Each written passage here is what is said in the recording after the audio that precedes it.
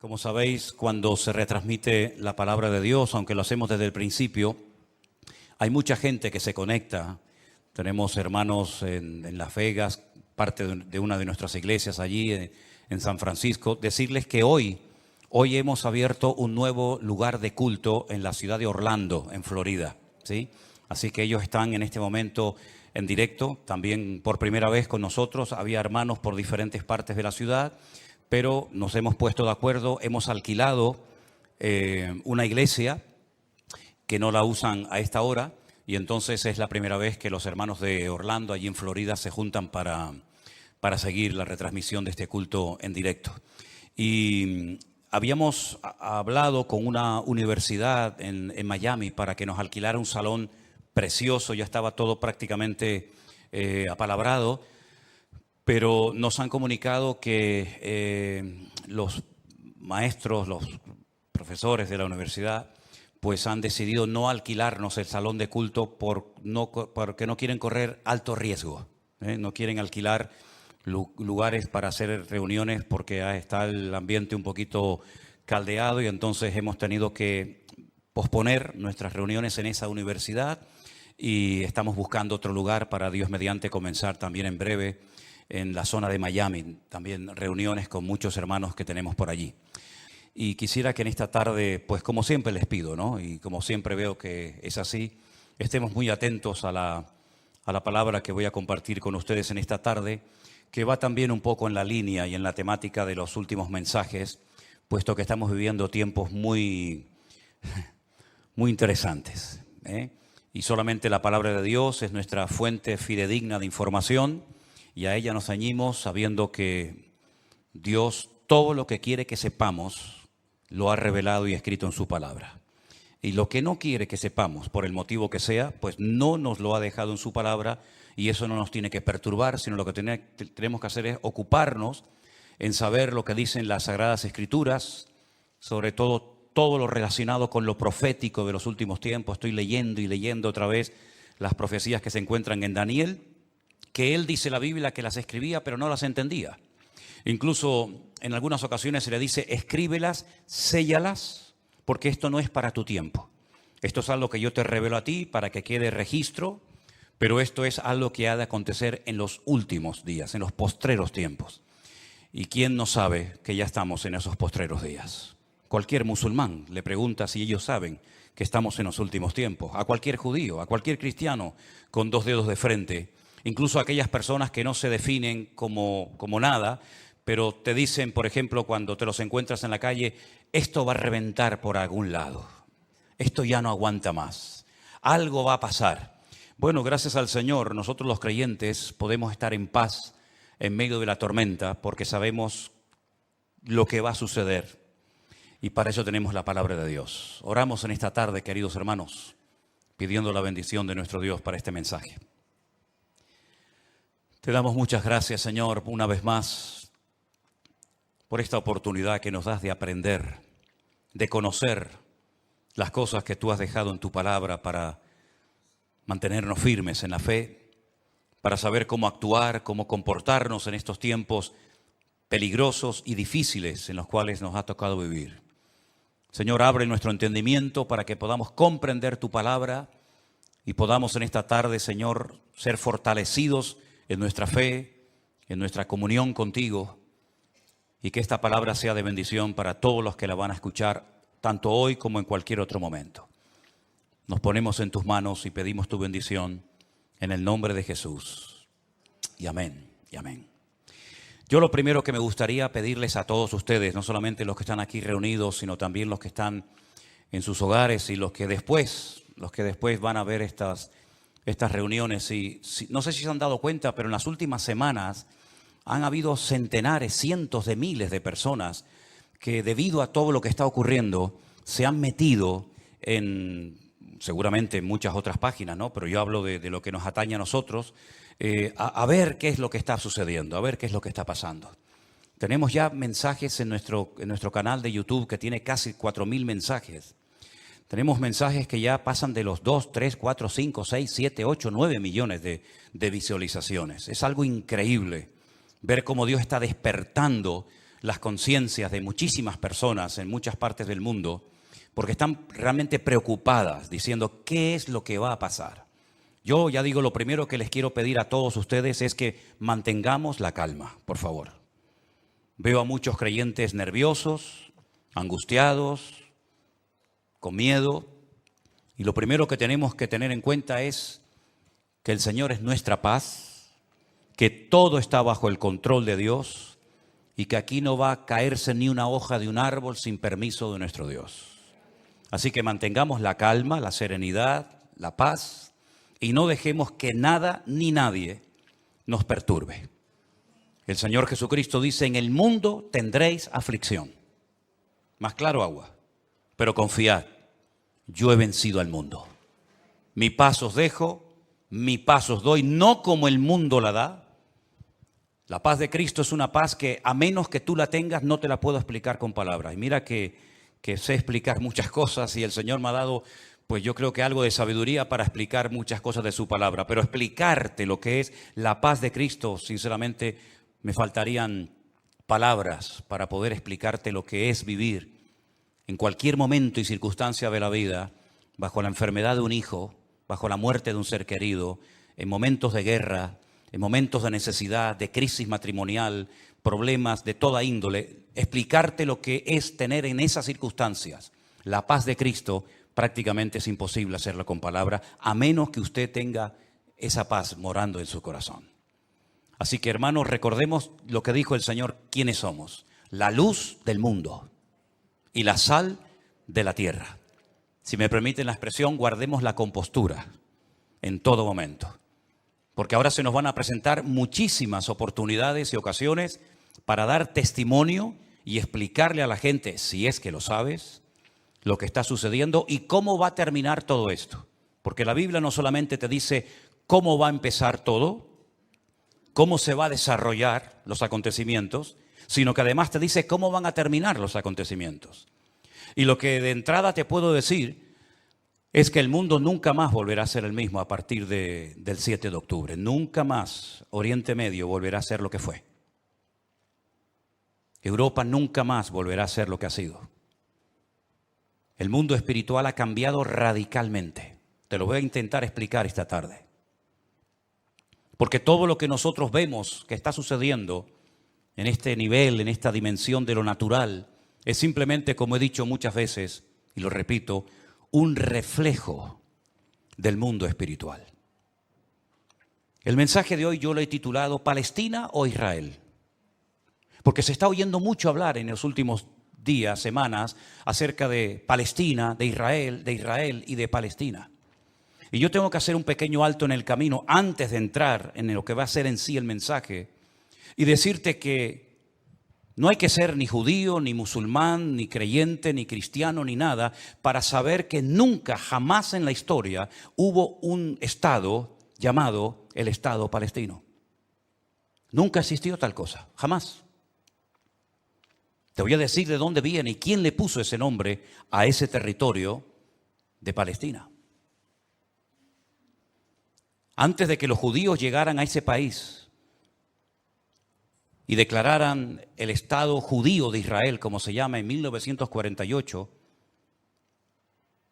estaban los ingleses en aquel lugar. Después de la Primera Guerra Mundial se repartieron el mundo las naciones vencedoras. Y a Inglaterra le tocó lo que ellos llamaban en aquel tiempo Palestina. Así es que no sacaron de allí al pueblo palestino, porque nunca existió un país llamado o un pueblo llamado palestino, jamás. Entonces sería antes de los ingleses, pues tampoco, porque antes de los ingleses estaban los otomanos. Y sabéis que en ese país han estado todos, los omeyas, los árabes, los bizantinos, los hasmoneos, los griegos, los romanos, prácticamente todo el mundo ha estado por allí. Los cruzados con aquellas cruzadas, y decirles incluso que hasta el rey de España es el único rey del mundo que tiene el título de rey de Jerusalén, por si no lo sabían. Es decir, que por ese pequeño territorio, que es un cruce entre lo que se consideraba la Mesopotamia y Egipto o la salida al mar Mediterráneo, jamás ha habido un Estado palestino, nunca. No sé si en algún momento lo habrá, pero jamás en la historia ha existido tal cosa. ¿De dónde viene entonces el tema o el término Palestina? Realmente el título, el nombre de Palestina fue un castigo del Imperio Romano a los judíos. Me explico. En el año 132 después de la era de Cristo, después del nacimiento de Cristo, hubo un hombre llamado Bar Kokhba. Su nombre significa hijo de la estrella, Bar, hijo, Kokhba, estrella. Bar Kokhba era un judío que fue declarado el Mesías, el verdadero Mesías de Israel. Ustedes saben que el sueño dorado de Israel ha sido la restauración de la monarquía con un rey descendiente de la tribu de Judá.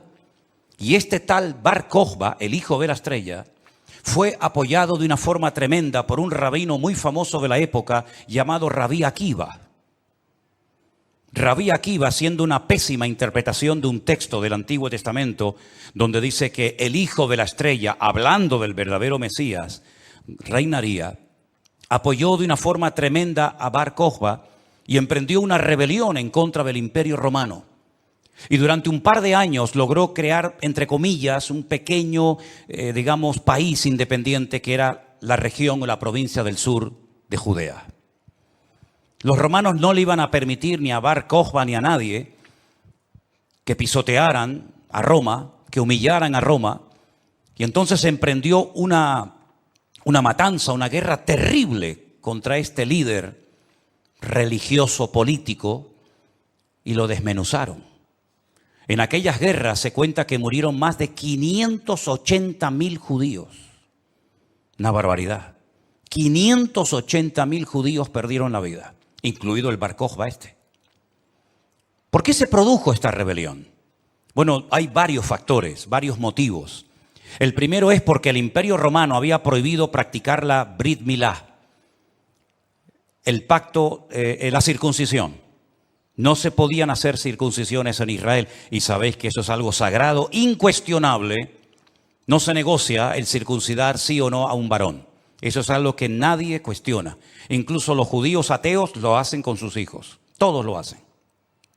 Sean creyentes, practicantes o no. Y eso estaba prohibido. Estaba prohibido la celebración del Shabbat, el día de reposo para el pueblo de Israel en aquel tiempo. Estaba prohibido enseñar Torah, enseñar la ley de Moisés, celebrar las fiestas. Y para colmo, como ya Jerusalén había sido destruida, totalmente destruida en el año 70 por el hijo del emperador Vespasiano, Tito, la destruyó y cumplió la profecía que Cristo había dicho en Mateo capítulo 24. ¿Veis todo esto? No quedará piedra sobre piedra que no sea destruida. En el año 70 se cumplió literalmente esa palabra profética que Cristo le había dicho a sus discípulos y que la encontramos en Mateo 24. Y la ciudad de Jerusalén fue destruida completamente, incluido lógicamente el templo.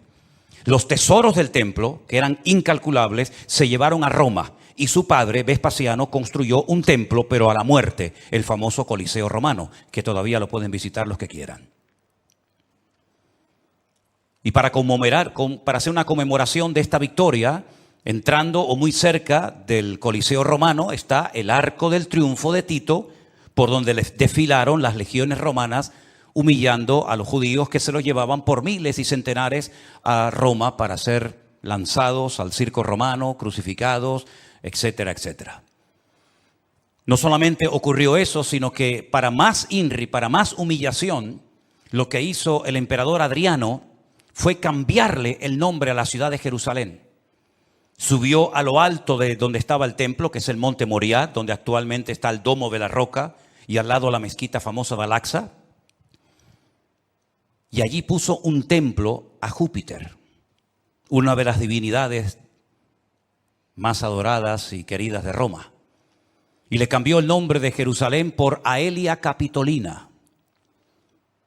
Y ese fue el nombre que le pusieron. Esto fue una humillación tan grande que no pudieron soportar semejante humillación parte de la tribu de Judá que estaba todavía en aquel tiempo allí, que decidieron emprender una rebelión en contra de Roma. Y en el 132, este hombre, Bar Kokhba, se atrevió a plantarle cara al Imperio Romano. Y durante un par de años tuvo, éxito, pero finalmente fue despedazada y arrasada completamente ese país. El rabino que la apoyó, El Rabí Akiva lo llevaron a Cesarea la Marítima. Digo la Marítima porque sabéis que en los tiempos de la Biblia había dos ciudades que se llamaban Cesarea, Cesarea de Filipo al norte y Cesarea la Marítima al lado del mar Mediterráneo. Y allí con peines de hierro al rojo vivo le arrancaron toda la piel y lo torturaron hasta la muerte a Rabí Akiva. Y ya se acabó cualquier otra posibilidad de rebelarse, de levantarse contra el Imperio Romano. Queda un pequeño reducto de judíos, rebeldes, pero bueno, ese es tema para otro día. Y entonces, para humillar más a ese país, para que nunca nadie pudiera recordar que un día hubo una ciudad llamada Jerusalén, que ahora se iba a llamar, ya hacía años que se llamaba Elia Capitolina, al país se le puso Filistea, tierra de filisteos. Y de ahí viene la palabra, el origen de la palabra Palestina. Fue un castigo de Roma a los judíos para que nunca más nadie pudiera echar de menos un país llamado Israel. Y esa es la historia del nombre Palestina.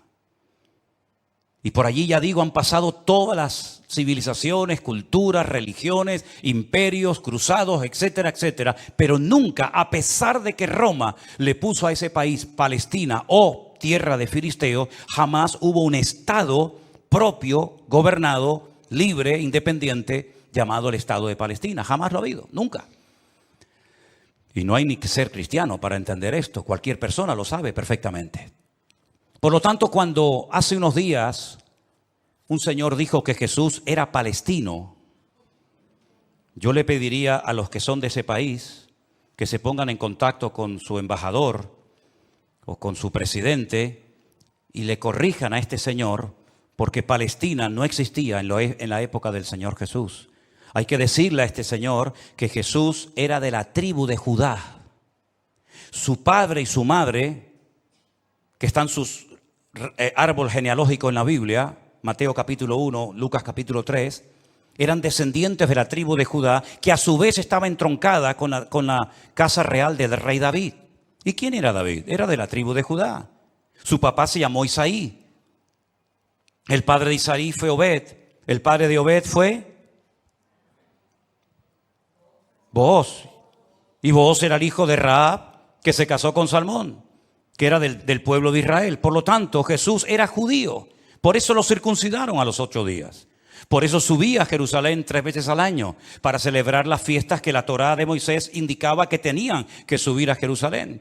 Por eso Jesús nunca fue a una mezquita. Siempre fue a sinagogas. Porque ni siquiera las mezquitas, el Islam, existía en la época de Jesús.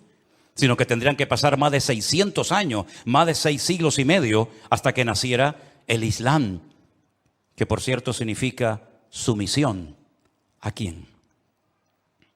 Lo interesante es que el Señor Jesucristo, cuando es juzgado por sus enemigos, en este caso los romanos, el que lo sentencia a muerte, ordena poner encima de la cruz un título escrito en 3 lenguas: latín, griego y árabe. Si ustedes me dejan que siga, tienen un problema, porque he dicho un disparate y ustedes no han dicho nada. Y ustedes no tienen que permitir que yo ni nadie diga disparates en este púlpito. Eso es. Entonces corríjame cuando digo algo mal, no tengan miedo.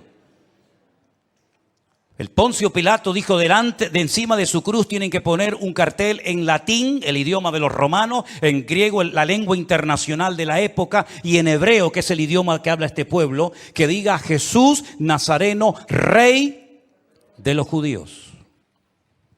No dijo rey de los palestinos, no dijo rey de los árabes, dijo rey de los judíos, que eran los que vivían allí.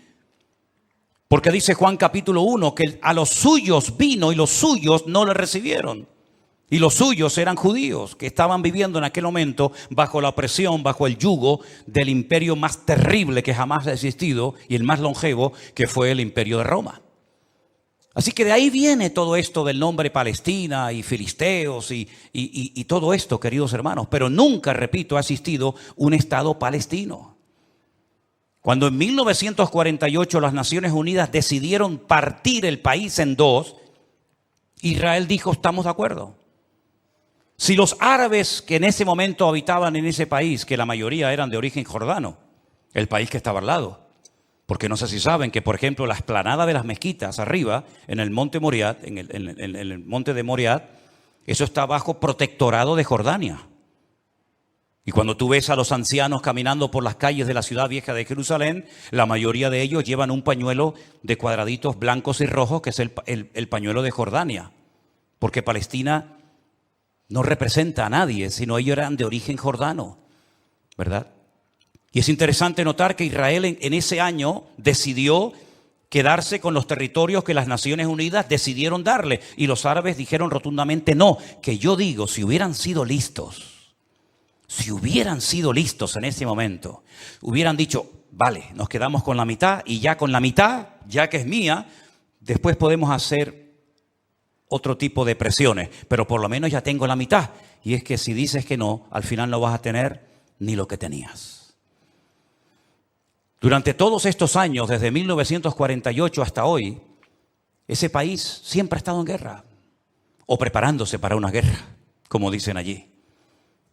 Y la cruda realidad es que ese pequeño pueblo ha ganado todas las guerras, no ha perdido ni una. Ha desbaratado naciones tremendamente poderosas con un poderío militar espectacular. Y cada vez que gana, lógicamente, extiende el terreno.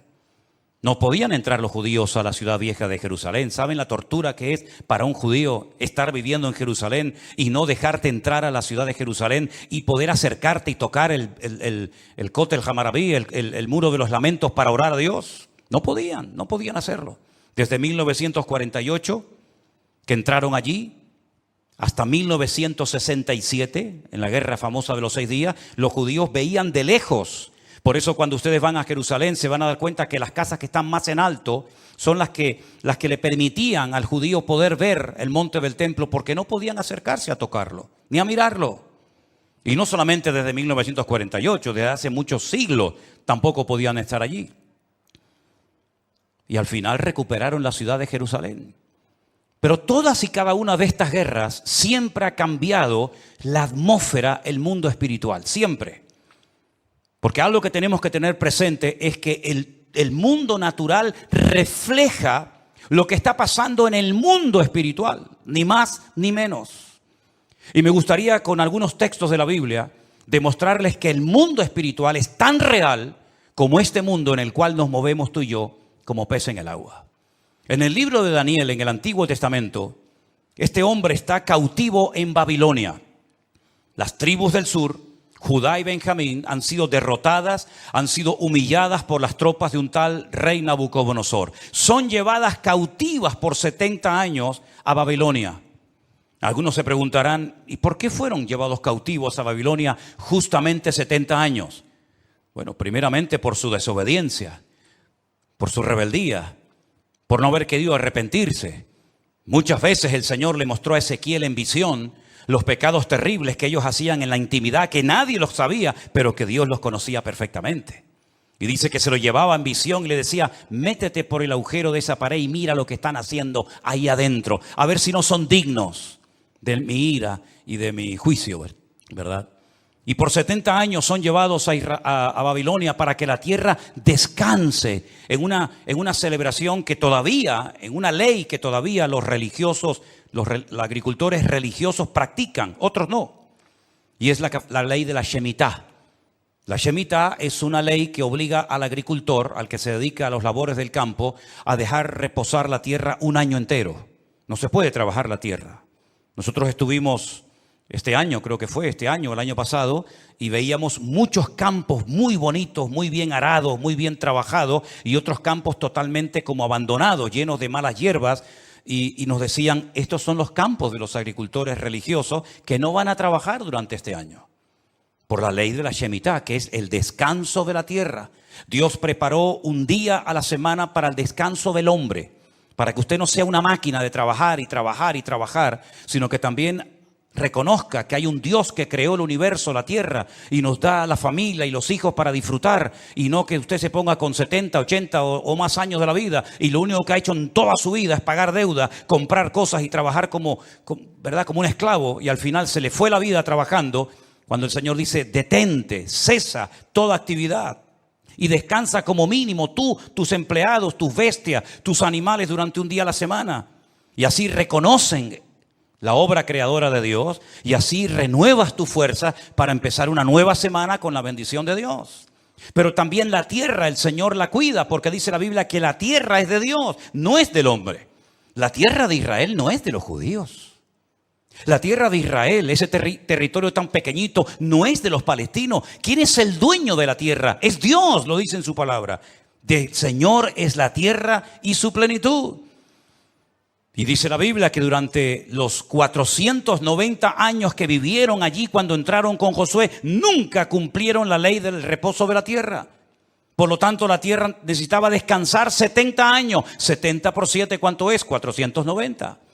Después de los 70 años de cautiverio, logran volver otra vez a su país, restauran el muro, restauran la ciudad, restauran el templo, vuelven otra vez a la vida normal, digamos. Pero sin embargo, antes de salir, hay un hombre llamado Daniel que escribió un libro extraordinario, donde él nos habla de cosas que habían ocurrido, que les habían llevado a esta situación terrible, y cosas que iban a ocurrir en el futuro. Pero una de las cosas que Daniel cuenta muy interesante es el conflicto, la guerra, la realidad del mundo espiritual. Por ejemplo, podríamos leer muchos pasajes, pero en Daniel capítulo 10, a partir del versículo 12, la palabra de Dios dice así. Entonces me dijo, Daniel, no temas, porque desde el primer día que dispusiste tu corazón a entender y a humillarte en la presencia de tu Dios, fueron oídas tus palabras y a causa de tus palabras yo he venido. Está hablando con un ángel que se le ha presentado a Daniel, ¿sí? Mas el príncipe del reino de Persia se me opuso durante 21 días. Pero he aquí Miguel, uno de los principales príncipes, vino para ayudarme y quedé allí con los reyes de Persia. Intentaremos explicar esto lo mejor posible. He venido para hacerte saber lo que ha de venir a tu pueblo en los postreros días. Porque la visión es para esos días. No es para el tiempo de Daniel, es para los postreros, los tiempos finales. Mientras me decía estas palabras, estaba yo con los ojos puestos en tierra, enmudecido. Pero he aquí uno con semejanza de hijo de hombre tocó mis labios.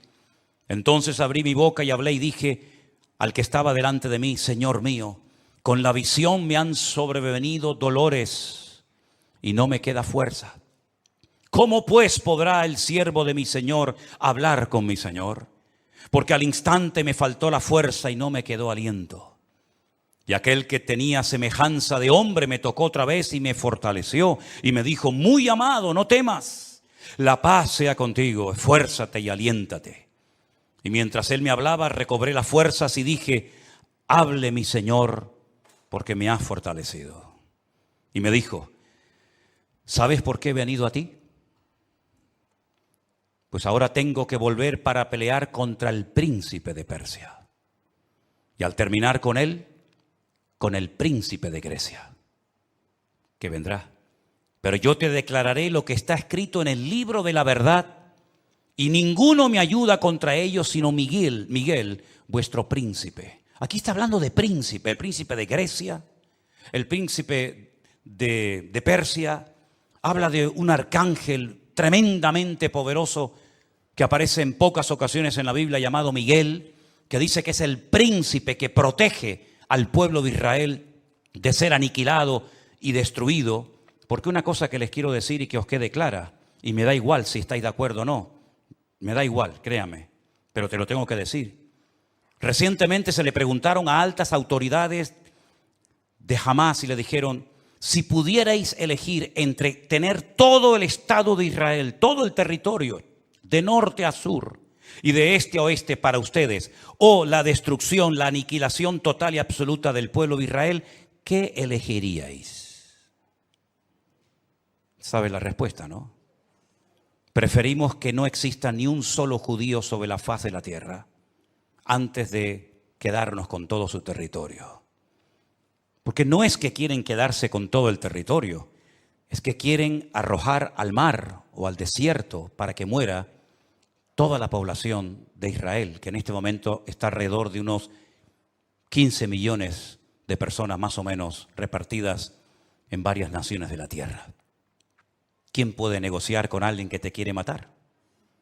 ¿Quién puede negociar con alguien que viola a tus hijos y los quema delante de tu presencia? ¿Quién puede negociar con alguien que le abre el vientre a una mujer embarazada y le saca a su hijo que aún está con vida? ¿Quién puede negociar con alguien que te odia y que el sueño de su vida es destruirte a ti y a toda tu descendencia? ¿Quién puede negociar con semejantes salvajes? Fijaros que ya no digo animales, como decía hasta el otro día, porque no quiero ofender a los animales. Pero aquí encontramos una realidad espiritual. Daniel estaba orando, estaba ayunando por 21 días, 3 semanas seguidas, y la respuesta a su oración no venía la respuesta a su oración. Y finalmente se le presenta un ángel y le dice: desde el primer día que te pusiste a orar, tu oración llegó a la presencia de Dios. Y entonces, ¿por qué no vino la respuesta? Porque el príncipe de Persia se me oponía. Había interferencias, por decirlo de alguna manera, en el mundo espiritual. ¿Quién es el príncipe de Persia? Un poder espiritual, un príncipe de las tinieblas que no quería que Daniel recibiera la revelación y la información de lo que le iba a pasar a su pueblo a corto y a largo plazo. Y con esto coincide lo que se ha leído esta tarde desde este mismo púlpito, la famosa armadura del cristiano en Efesios capítulo 6. Donde el apóstol Pablo dice: nuestra lucha ahora como creyente no es contra sangre y contra carne, no. Esa ya no es nuestra batalla, esa ya no es nuestra lucha. Nuestra lucha, que existe y es real, es contra principados y contra potestades, contra los gobernadores de las tinieblas, contra huestes espirituales de maldad en las regiones celestes. Y por eso Pablo describe la armadura del soldado romano, pero dándole como una aplicación para que el cristiano pueda vivir en todo momento bien armado, bien preparado, bien listo para poder enfrentar ese conflicto espiritual que todo creyente sabe perfectamente que está librando. Fijaros que las últimas palabras del apóstol Pablo cuando escribe a Timoteo le dice: he peleado la buena batalla. No ha sido fácil llegar hasta la meta, Me han torturado, me han apedreado, me han puesto en la cárcel, etcétera, etcétera. Y he peleado la buena batalla y he acabado la carrera. A Timoteo, cuando está pasando un momento de desánimo, de caído en su espíritu por las presiones y las luchas que está llevando a cabo en la iglesia que está pastoreando en Éfeso, le dice: pelea la buena batalla, echa mano de la vida eterna, sufre penalidades como buen soldado de Jesucristo. Yo sé que por ahí se ha predicado un evangelio aguado, un evangelio donde ven a Cristo y todos los problemas se te van a solucionar. No es verdad. Dios te va a dar gracia, paz y fortaleza en medio de los problemas. Pero muchos problemas no van a desaparecer por el hecho de que ahora usted se ha convertido a Cristo. Si le han predicado otra cosa, no es mi problema, pero sí es mi responsabilidad decirle que la vida no es fácil, ni para el ateo ni para el creyente. Y dice la Biblia que cuando sale el sol calienta buenos y calienta malos. Y cuando hay guerras mueren buenos y mueren malos. Y cuando hay un naufragio mueren cristianos y mueren ateos. Y cuando hay un atentado, cuando hay un terremoto o cuando hay un tsunami mueren cristianos, mueren blancos, mueren ricos, mueren todos. Porque es parte de la vida. Pero en medio de las tormentas y sufrimientos de la vida, nosotros sabemos que el Señor está a nuestro lado. Y eso es lo que nos da la fuerza para decir: Dios está conmigo porque yo sé en quién he creído. Miren a Job, y no me quiero ir del tema, pero miren a Job, un hombre que perdió a sus hijos, un hombre que perdió su salud, un hombre que perdió su patrimonio, toda la vida trabajando para tener 4 cosas y en un día las perdió todas, como le puede pasar a cualquiera, ¿o no? Sin embargo, cuando su mujer le dice: maldice a Dios, ¿qué tipo de Dios tienes tú? Que hoy te da y mañana te quita, ahora te sana y mañana te enferma. Y le dice: como cualquier persona incrédula, insensata, has hablado.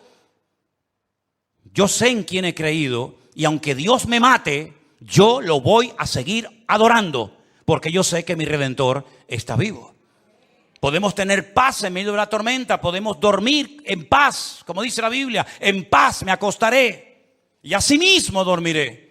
Porque solo tú, Señor, me haces vivir confiado. Y aunque un ejército acampe contra mí, no temerá mi corazón. Porque el Señor es mi luz y mi salvación. Son promesas que las hemos interiorizado en nuestra vida y no es como un mantra que lo tengo que repetir para autoconvencerme de que Dios está conmigo. Es que no me tengo que autoconvencer de nada. Él mismo me da testimonio a mi espíritu de que no estoy solo en medio de las luchas de la vida. Y el pueblo de Israel no es que sea el mejor pueblo del mundo, Yo no estoy aquí para hacer, digamos, una disertación a favor de unos que son muy buenos y otros que son muy malos. Yo no estoy aquí representando a nadie. Yo solamente represento a mi Dios. Y mi Dios no se casa con nadie. Y mi Dios ama a todo el mundo por igual. Y mi Dios no hace acepción de personas. Y todos los seres humanos, me da igual, son palestinos, o son judíos, o son canarios, o son latinos, o de donde sea. Todos los seres humanos tenemos que arrepentirnos delante de nuestro Dios por nuestros pecados. Y aquí no hay ni buenos ni malos, sino que aquí cada uno tiene que ser consciente de que no hay justo ni aun uno delante de la presencia del Señor. El mismo Señor Jesucristo, y hoy lo leía en el Evangelio de Mateo, le decía a los judíos: si no os arrepentís, todos pereceréis igualmente. Por lo tanto, mis queridos hermanos, lo importante es saber que estamos en una guerra espiritual porque estamos a punto, y lo vamos a ver, que todo va a cambiar. La película que hemos vivido hasta el día de hoy, nuestra vida ha sido como una especie de película, con diferentes actores, diferentes escenarios, ¿verdad? El escenario va a cambiar completamente. Los actores van a cambiar. El guión va a cambiar. Y cuando está a punto de producirse un cambio en el mundo significativo que afecta a miles y a millones de personas, hay siempre guerra en el mundo espiritual. Miren cuando Cristo nació, la guerra espiritual que hubo. Comenzaron a asesinar niños, ¿verdad? Comenzaron una serie de revoluciones, porque cada vez que va a haber un cambio que va a afectar la economía, la política, la vida social, etcétera, siempre hay un conflicto espiritual tremendo. Daniel estaba orando porque quedaba pocos años, poco tiempo, probablemente estaba por el año 68, máximo al 69, de la liberación, ¿verdad?, del pueblo, y Daniel estaba no preocupado, pero sí indagando, leyendo las escrituras, orando y ayunando, porque sabía que se avecinaba, se oteaba en el horizonte un cambio tremendamente significativo. Miles de personas por fin iban a poder volver otra vez a su país. Iba a haber una masa de gente que iba a ir de un lugar a otro. Y esos cambios, hermano, no se producen por casualidad. Esto que estamos viendo, que ayer llegaron 1000 al Hierro, el otro día 600 a Lanzarote, el otro día no sé cuántos al Hierro, todo eso no es producto de la casualidad. Satanás está cambiando la escena mundial. Y lo vamos a notar en pocos días, en pocas semanas. Esto va a ser completamente diferente. Y los que tengamos la oportunidad y el privilegio de volver a Israel, porque vamos a volver a Israel, no nos vamos a encontrar al Israel que hemos conocido por más de 20 años. Nos vamos a encontrar a la gente de una forma diferente, una actitud diferente, una atmósfera completamente diferente, porque estamos en una guerra espiritual tremenda. Cuando se lee la famosa armadura del cristiano, se enfatiza mucho que la espada es la palabra de Dios, el yelmo o el casco del soldado representa la salvación, el escudo representa la fe. Pero si ustedes prestan atención a esa armadura de la cual Pablo nos está hablando aquí en Efesios capítulo 6, lo primero que él hace cuando escribe la carta es orar para que los ojos de vuestro entendimiento sean alumbrados y tengáis espíritu de sabiduría y de revelación en el conocimiento de Él. Pablo dice que a los incrédulos Satanás les cegó el entendimiento. Y uno dice, ¿cómo? ¿Cómo es posible que gente tan inteligente, capaz de hacer cosas tremendas, cuando le hablas de la Biblia no se enteran de nada? Son como ciegos, como analfabetos espiritualmente hablando. Capaz que el tipo es un matemático, un científico espectacular, pero cuando le hablas de las cosas del reino, de las cosas espirituales, dice que para él son locura, no las entiende. Yo incluso he hablado con muchísimos rabinos judíos que se saben libros de memoria de la Biblia y les he hablado, por ejemplo, de Daniel y me dicen literalmente, no entiendo lo que estoy leyendo, no lo entiendo. Uno se queda sorprendido porque se cumple lo que dijo Isaías. Dale esto al que sabe leer y te dirá, no lo entiendo. Y Pablo dice que esta armadura representa la verdad, la justicia, la paz, la fe, la salvación y la palabra de Dios. Fíjate qué palabras tan interesantes. Dice que ceñid vuestros lomos con la verdad, con la coraza de justicia, calzados los pies con el apresto del evangelio de la paz, coger el escudo de la fe, tomad el yelmo de la salvación y la espada del Espíritu, que es la palabra de Dios. Estas 6 cosas, estos 6 elementos están en el punto de mira de Satanás para arrancarlos de nuestra sociedad de un plumazo. Quiere cambiar la verdad en mentira y convertir la mentira en verdad. Si no, sal por la calle hoy en día y pregunta cosas que tienen que ver ya no con la fe, sino con el sentido común. Y te vas a dar cuenta que hay gente que cree en mentiras, creyendo 100% que son grandes verdades. Y las grandes verdades las cuestionan y las echan a un lado porque dicen, eso no es verdad, eso es mentira.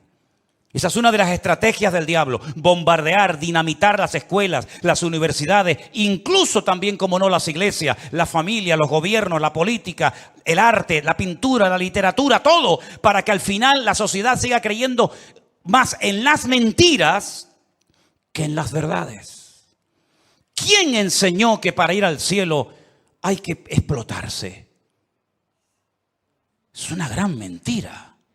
Pero 1.000 millones creen que es una gran verdad.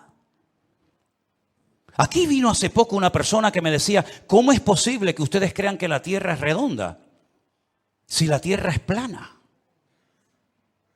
Y decía, pero ¿me está hablando en serio este hombre? Quiere quitar la verdad y convertirla en mentira. La justicia la quiere convertir en injusticia. De hecho, muchas veces hay más sentido común, más sentido de la justicia en la calle, en la sociedad, hablando en una cafetería o en un bar, que cuando ves un acto supuestamente de justicia, que es una tremenda injusticia. Cuando a una persona se le meten en su hogar y no los puedes echar porque no tienen dónde vivir. Y no les puedes cortar la luz y el agua porque es un delito si le corto a un ocupa en mi casa la luz y el agua. Que han convertido la justicia en injusticia. Ya no tiene derechos el propietario, ahora tiene derechos el que usurpa la propiedad ajena.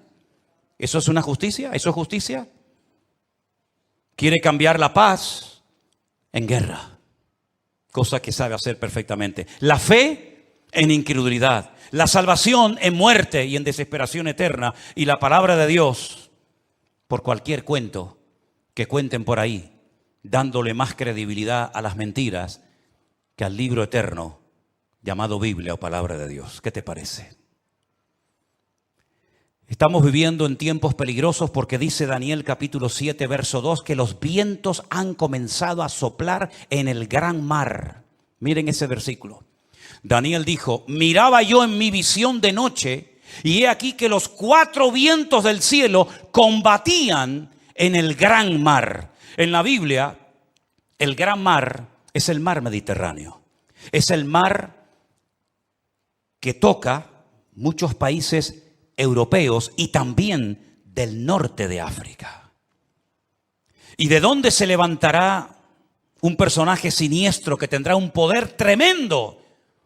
Económicamente hablando, políticamente hablando, económicamente hablando, del antiguo territorio que ocupaba el reino de Roma. Todo lo que es el norte de África, parte de Oriente Medio y todo lo que es Europa, hasta lo que se conoce como finis terrae, el fin de la tierra para los romanos hace 2000 años. Y dice que en ese gran mar, él vio como 4 vientos, que son demonios, comenzaban a soplar de tal manera que comenzaron a levantarse animales. El resto del capítulo no lo voy a leer, pero dice que comenzaron a levantarse animales. Se levantó un leopardo con alas, se levantó un oso con unas costillas en la boca, se levantó un león con alas, se levantó una bestia indescriptible de esa zona donde soplaban los 4 vientos Y comenzaron a levantarse esos animales que representaban imperios, poderes políticos que iban a afectar la vida de miles y de millones de personas a lo largo de la historia. ¿Cómo podía saber ese hombre cuando todavía no existían ni los medos persas, ni los griegos, ni los romanos, que se iban a levantar esos imperios siglos antes de antelación? Es que la Biblia se anticipa en el tiempo y en el espacio, demostrando que Dios es un Dios veraz y que siempre sabe lo que va a suceder porque Él controla la historia. ¿Cuántos dicen amén? Y vemos varios vientos en la Biblia. No tengo tiempo para extenderme en todo esto, pero ¿cuál fue el viento que destruyó la barca de Pablo o el barco de Pablo? ¿Cuál fue el viento ese? Es el viento que golpeó contra un creyente, contra un representante del cuerpo de Cristo, el Euroclidón. El Euroclidón destrozó la nave de Pablo y Pablo tuvo que ir a tierra a calentarse y a salvar la vida. Ese viento soplará. Son nombres de la mitología griega. El Aquilón, el Austro. Son vientos que se mencionan, por ejemplo, en el libro del Cantar de los Cantares. Métanse y estudien las direcciones de estos vientos. Generalmente los vientos, depende del viento, suelen ir en una misma dirección, pero llegará un momento en el que se producirá como una especie de huracán, ¿verdad? Donde hay vientos de norte, de sur, de este, de oeste, y es imposible navegar de esa manera. Es imposible navegar con 4 o 5 vientos diferentes. Y eso es lo que va a pasar en los últimos tiempos. Representa la lucha del mundo espiritual con nombres de vientos que aparecen en la Biblia.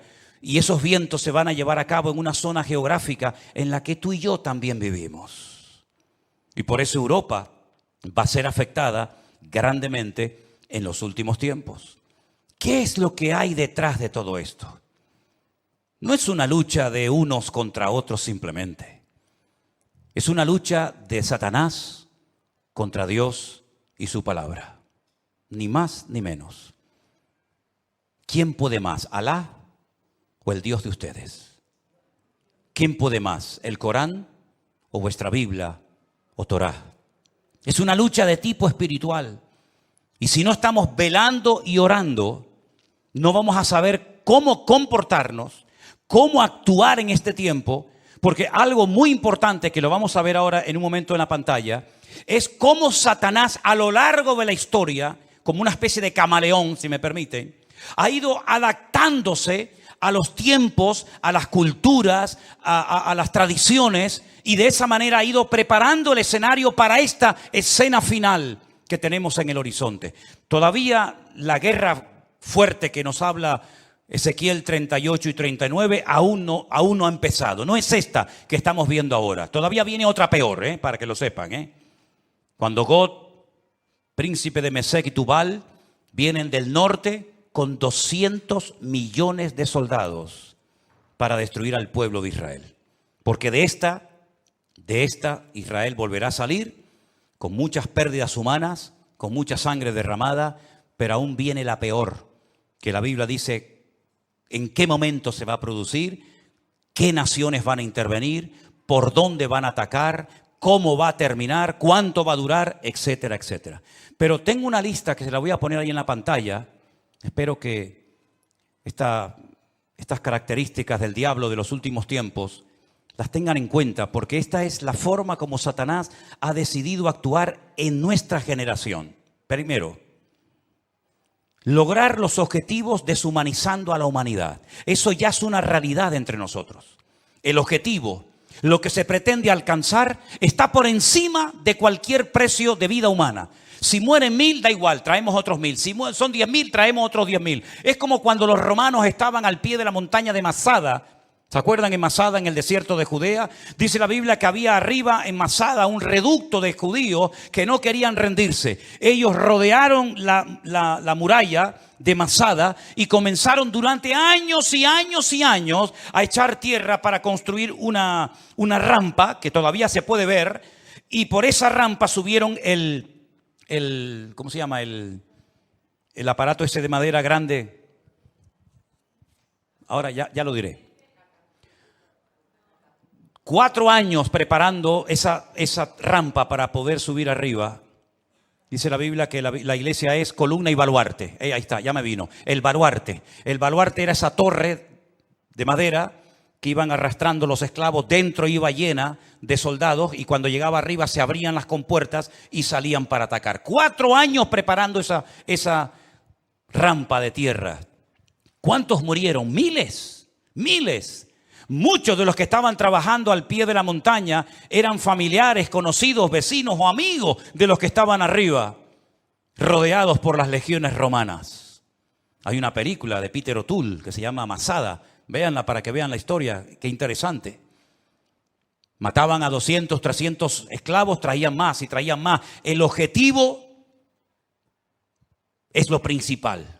No importa cuántos mueran para alcanzar el objetivo. Esa es una estrategia del diablo que le está saliendo de maravilla. Y es la misma estrategia que están utilizando estas personas hoy en día. El fin justifica a los medios. La vida humana no tiene ningún valor. El objetivo es lo principal. Número 2. La ambición prevalece por encima del respeto a la vida. Voy a conseguir mi objetivo y alcanzar mis metas a toda costa. Me da igual si tengo que torturar, matar, me da exactamente igual. La ambición, la arrogancia de mi corazón es tan poderosa, es tan fuerte, que si tengo que hacer lo que haga falta, lo hago. Número 3. Alcanzar lo divino, olvidando lo humano. Si para ir al cielo y tener las 90... que dicen que voy a tener allá arriba, tengo que asesinar a todos estos, estoy dispuesto a hacerlo, porque lo divino, lo que yo creo que es lo divino, prevalece sobre lo humano. Una estrategia diabólica terrible. Cuando hace unos días vi en un reportaje que hicieron y le preguntaban a unos niños de entre 8 o 10 años, ¿qué quieren ser cuando sean grandes? Y decían, nosotros queremos ir al cielo. Por eso queremos prepararnos y convertirnos en mártires. Una criatura que lo que tiene que hacer es jugar y disfrutar de la vida. Lo divino ha desplazado toda racionalidad o todo raciocinio. Es el mundo al revés. La tecnología de la desinformación. España es número 1 en esto, España es capaz de ponerte una imagen que no tiene nada que ver con lo que está hablando.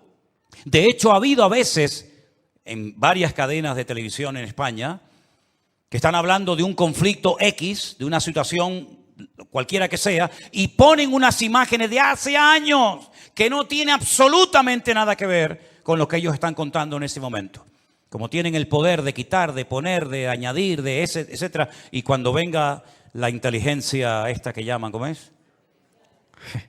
Cuando venga la inteligencia virtual o artificial, perdón, ni te imaginas las barbaridades que vamos a ver, donde personas están comenzando a decir cosas que ellos jamás han dicho, pero que por una manipulación de la tecnología te hacen creer lo que no han dicho o lo que han dicho. En fin, una locura. Los medios de comunicación son una fábrica que crea deliberadamente ignorancia. Cuanto más ignorante sea la gente, mejor. La ignorancia para ellos es poder. Cuanto más ignorante sea una persona sobre la realidad, sobre la Biblia o sobre lo que sea, mejor. Creación deliberada de ignorancia. Sembrar confusión, toda la que se pueda y más, engañando deliberadamente a la gente. Poner en duda la credibilidad de la fuente. Por ejemplo, mi fuente de información es la Biblia. Ah, no, pero eso no sirve, eso está caducado. ¿Cómo? No, la Biblia está llena de contradicciones. Y se quedan tan panchos. Y se quedan tan tranquilos. ¿Cómo que está llena de contradicciones? ¿Dónde están las contradicciones? No, eso está lleno de contradicciones. Eso no, esta no es la Biblia verdadera. ¿Cómo que no es la Biblia? No, la Biblia verdadera la tienen los curas en el Vaticano, me dijo una vez uno. Es decir, tiran por tierra la fuente, la fuente mía no vale, la que vale es la tuya, la de internet. Que te metiste anoche, leíste no sé qué. Esa es la verdadera, que ahora nos están fumigando. Esas nubes que aparecen en el cielo son aviones que nos están fumigando para que no llueva. Dios, pues menos mal que nos fumigaron para que no lloviera, ¿eh?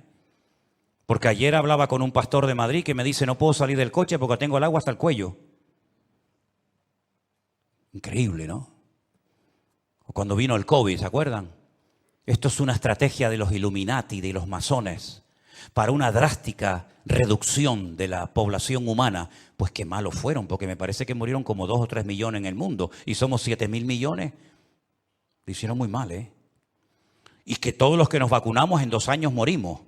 Pues se equivocaron, porque ya llevo 3, vivo y coleando. Pero en fin, esta fuente no vale, la que vale es siempre la de ellos. Negar los hechos. No, eso no fue así. Eso no fue así. Tengo imágenes de satélite,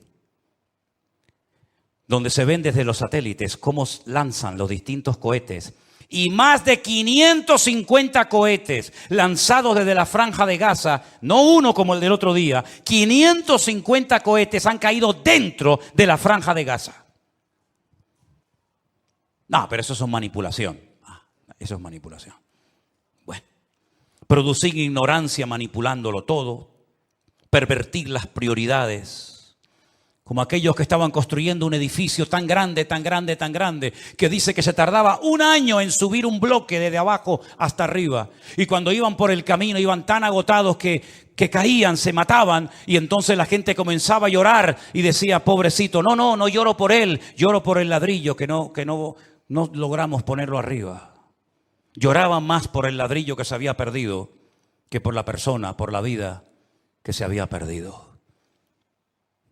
Hermanos queridos, vivimos en un mundo loco, al revés y patas arriba. Y permítame decirles que esto no ha hecho más que empezar. Nosotros como cristianos y como hijos de Dios no tenemos que tener ningún temor, porque ya sea que vivamos o muramos, somos del Señor. Y las puertas del Hades no prevalecerán contra la iglesia, dice la Biblia. E Israel no porque sea el mejor país del mundo, sino porque Dios tiene un pacto y unas promesas con ese pueblo, y Dios lo hace por honor a su nombre, va a proteger a esa nación. Dios ama a todo el mundo por igual, y todo el mundo necesita arrepentirse y humillarse delante de la presencia del Señor. Porque aquí el gran problema es que al Señor Jesucristo lo rechazan por todas partes. Pero ojo, también los católicos rechazan a Jesús, ¿eh? Cuando usted le da más culto a su madre que a Jesús, usted está rechazando a Cristo. Cuando usted le da más prioridad a la madre que al hijo, usted está blasfemando el nombre de Dios. Ay, no diga eso, pues ¿qué quiere que le diga? Cuando usted le da más honra, más culto, más reverencia a la criatura que al Creador, usted está haciendo exactamente igual que aquellos que no quieren saber nada del Señor Jesucristo.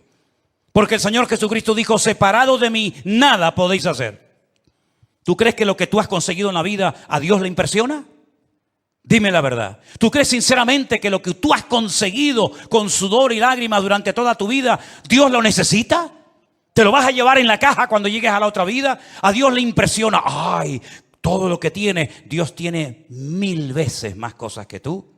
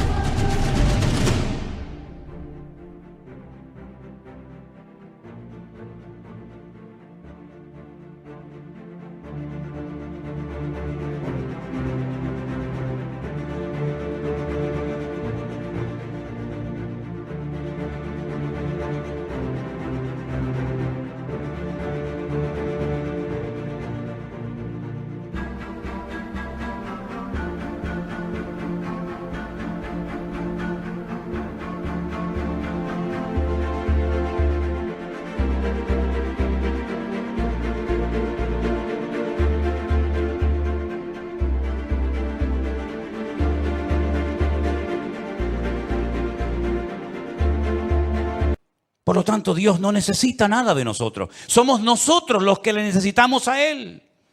Porque ya el Señor Jesucristo lo dijo, separados de mí, nada podéis hacer. Y esta realidad espiritual en la que estamos viviendo tú y yo hoy en día, la única forma de mantenernos firmes en el día malo, y ya empezó el día malo para nosotros. Mira, Moisés tuvo su día malo, Salió a dar una vuelta y se cargó a un hombre. Ese fue el día malo de Moisés. Pedro tuvo su día malo cuando aquella chica le apuntó con el dedo y le dijo, tú eres uno de ellos. Y él le negó. Ese fue el día malo para Moisés, para Pedro.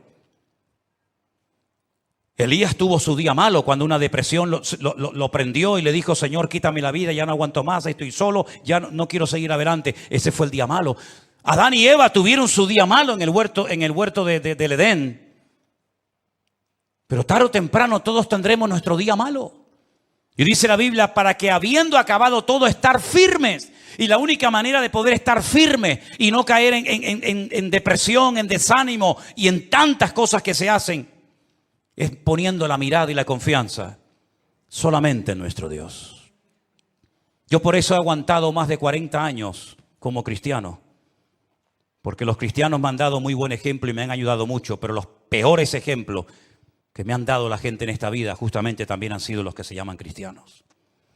Y en las iglesias he sido muy bendecido y muy bien tratado, pero también he sido muy cuestionado y criticado. Pero ¿saben qué? Yo no me convertí a ustedes.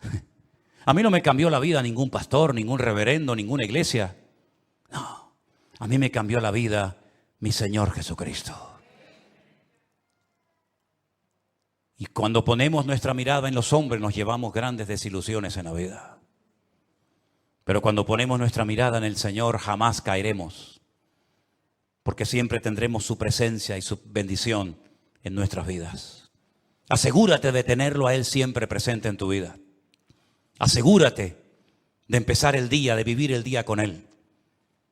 Parece mentira, ya estamos a finales de octubre, ¿eh? Se nos fue otro año prácticamente. ¿Y cómo va a terminar el año? Antes del 7 de octubre, todo era diferente. A partir del 7 de octubre, todo ha cambiado. Ayer cuando veía 34 líderes mundiales, incluido...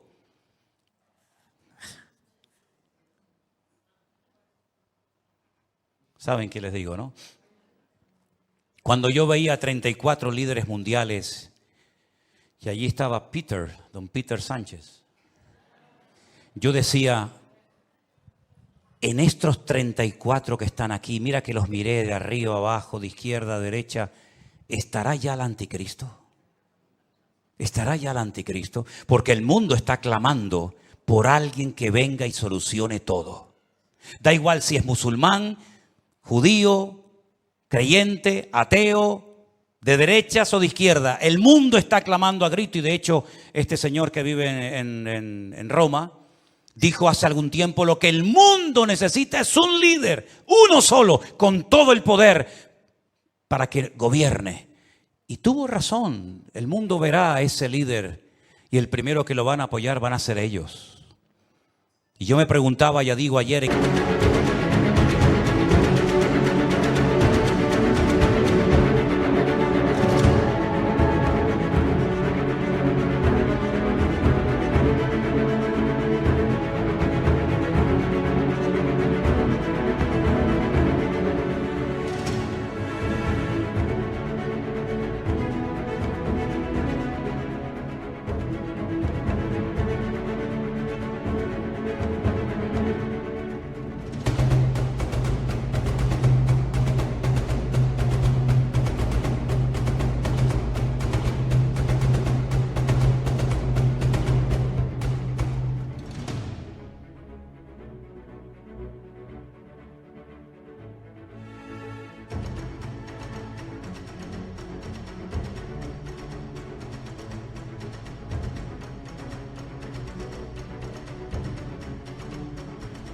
Esa reunión de 34 líderes mundiales, ¿estará aquí en medio de ellos este personaje siniestro? Porque esto se tiene que arreglar de alguna manera.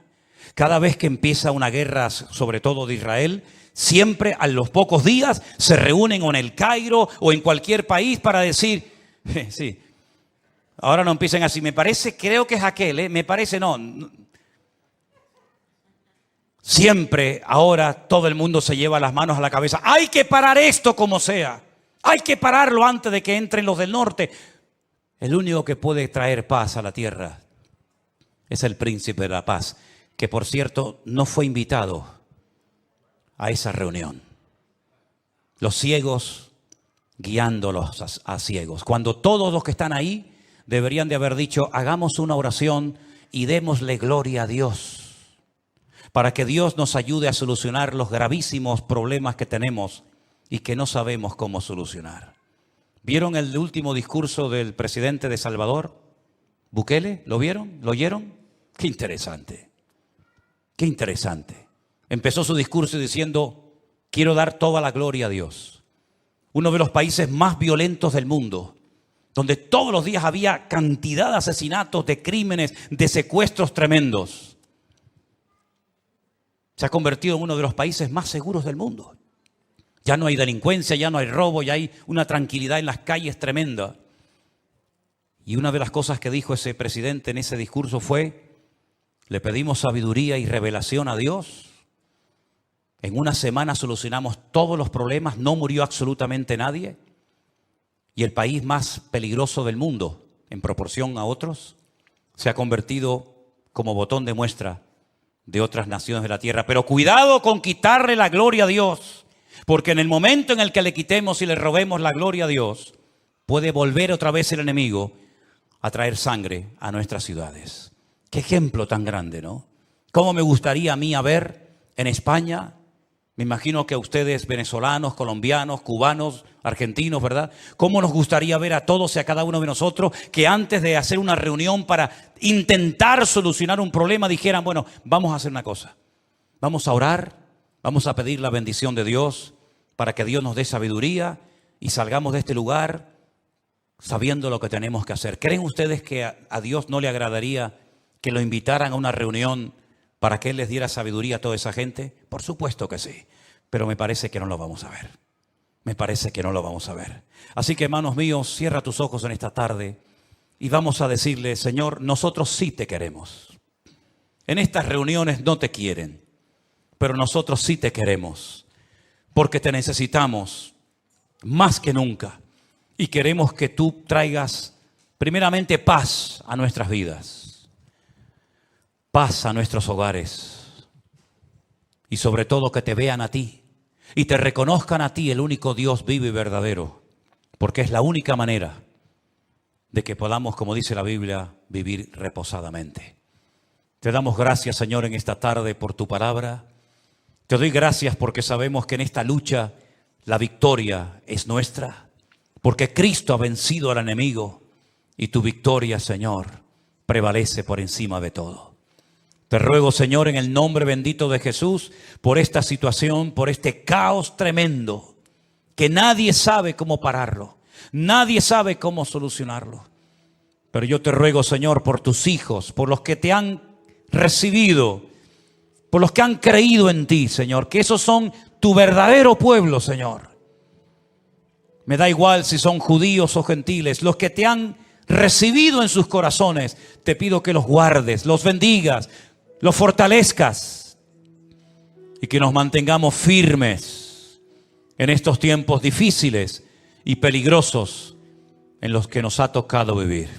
Guarda a nuestros hijos, Señor.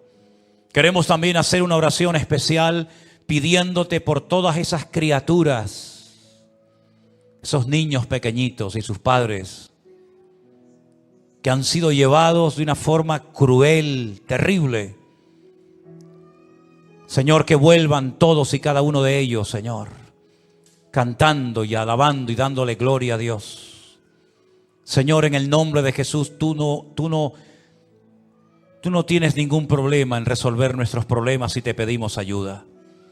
Por eso, Señor, métete en nuestra familia, toca la vida de nuestros hijos, toca la vida de los líderes del mundo para que te reconozcan y clamen a ti, Señor. Faraón pidió ayuda y la recibió. Nabucodonosor pidió ayuda y la recibió. Señor, te pedimos que toque los corazones, que te lleves corazones de soberbia, de piedra, y traigas humildad y arranques las mentiras a las que se agarran millones de personas, porque la única verdad eres tú, Señor Jesús. Gracias por tu paz y por tu presencia en nuestras vidas. En el nombre de Jesús. Amén y amén. Nos ponemos de pie, mis queridos hermanos. Si tú dispusieres tu corazón y extendieres a Él tus manos, levantarás tu rostro limpio de mancha, será fuerte y nada temerás. Te acostarás y no habrá quien te espante, y muchos suplicarán tu favor. Te acostarás y no habrá quien te espante, y muchos suplicarán tu favor. Tendrás confianza, porque hay esperanza. mirarás alrededor y dormirás seguro, Y aunque oscurecer como la mañana será, la vida será más clara que el mediodía. si tú dispusieres Tu corazón y extendieres a Él tus manos, levantarás tu rostro limpio de mancha, serás fuerte y nada te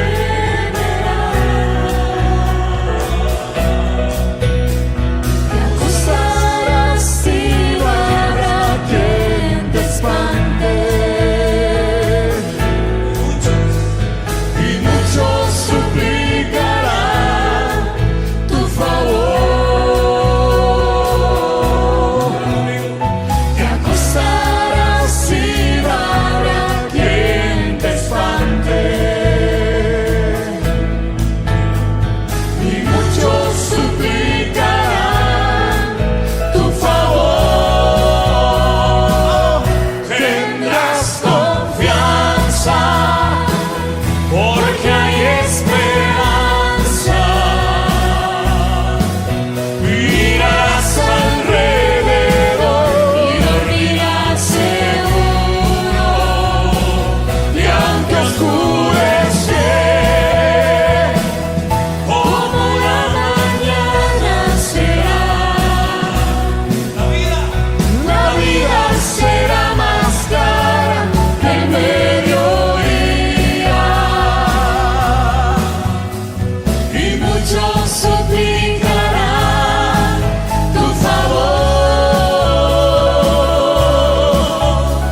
y muchos suplicarán tu favor, y muchos suplicarán tu favor. Amén. Así sea. Así sea, Señor. Sí, Jesús.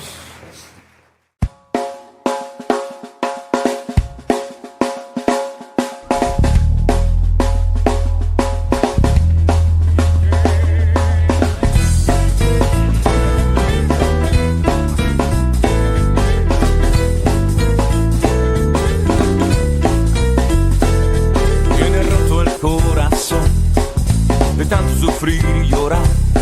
Tienes que aprender a descansar en Dios. No importa lo que te dijeron, No importa lo que te hicieron, tienes que aprender a descansar en Dios.